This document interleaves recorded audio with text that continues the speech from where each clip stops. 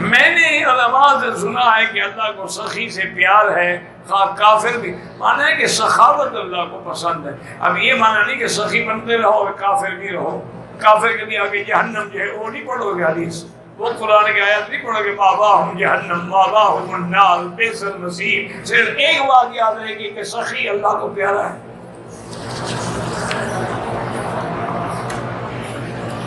ایک لفظ سن لیتے ہیں بس اللہ کی رحمت سے مولوی بن جاتے ہیں۔ ہمارا 4 سال پہلے میرے بھائی کو بحری جہاز سے اغوا کر دیا تھا، پتہ نہیں ملا۔ مولانا صاحب نے موکل کے ذریعے بتایا کہ وہ زندہ ہے۔ بالکل مولانا صاحب نے جھوٹ بولا ہے، نہ موکل ہوتا ہے نہ موکل بتا سکتا ہے، عالم الغیب صرف اللہ ہے۔ اسی مولانا صاحب کے جوتے اٹھا کے چھپا دیں، پوچھیں گی موکل سے بتائیں گے کہاں ہیں آپ کے جوتے، پتہ لگ جائے گا۔ اگر جوتوں کا بتا دیا تو تیرے بھائی کا بھی سچ بتا رہا ہے۔ سب جھوٹ ہے، اللہ جانتا ہے، اللہ سے دعا کرو۔ وائٹ گولڈ جو ہے وہ بھی مردوں کے لیے حرام ہے، وائٹ بھی حرام ہے اور بلیک گولڈ جتنے ہیں وہ حرام ہے۔ کوئی شخص اپنے موبائل نمبر سے اپنی بیوی کو طلاق بھیجتے، ہو گیا طلاق، 3 طلاقیں ہو گئی، ہمیشہ کے لیے حرام ہو گئی۔ سرخ لباس پہننے سے حضور نے منع فرمایا، اگر دھاریاں ہوں تو کوئی حرج نہیں، یعنی سرخ میں سفید ملا ہے تو پھر تو گنجائش ہے پہننے۔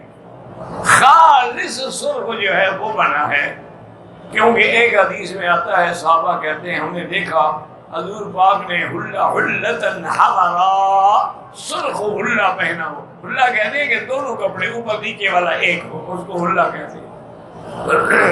تو محدثین لکھا ہے کہ وہ خالص سرخ نہیں تھا، اس میں سرخ دھاریاں تھیں۔ احرام کا کپڑا پتہ نہیں کرنے کے بعد کیا کریں، تمہارا کپڑا جو مرضی ہے کرو، چادر بنا لو، تولیہ بنا لو، بس کر لو۔ وہ یہ تھوڑا ہے کہ عمرہ کرنے کے بعد مقدس ہو گیا رکھ کے چومبا کرو، بس تم مقدس نہیں بنے ہو، کپڑا مقدس ہو گیا۔ اجتماع میں دایاں کندھا کیوں کھلا رکھا جاتا ہے؟ سرکار دو عالم نے رکھا تھا اور رمل بھی کیا تھا تاکہ کافروں کو پتہ لگے کہ طاقت ہے کفار سے لڑنے کی، کیونکہ انہوں نے کہا تھا کہ اکلتہم ہما یثرب، ان کو مدینے کا بخار کھا گیا ہے، کمزور، ہمارا کیا مقابلہ کریں گے؟ حضرت عمر نے رمل کر کے دکھلاؤ ان کو کہ نہیں ہم مقابلہ کریں گے۔ جب حضور نے کیا سنت ہو گیا۔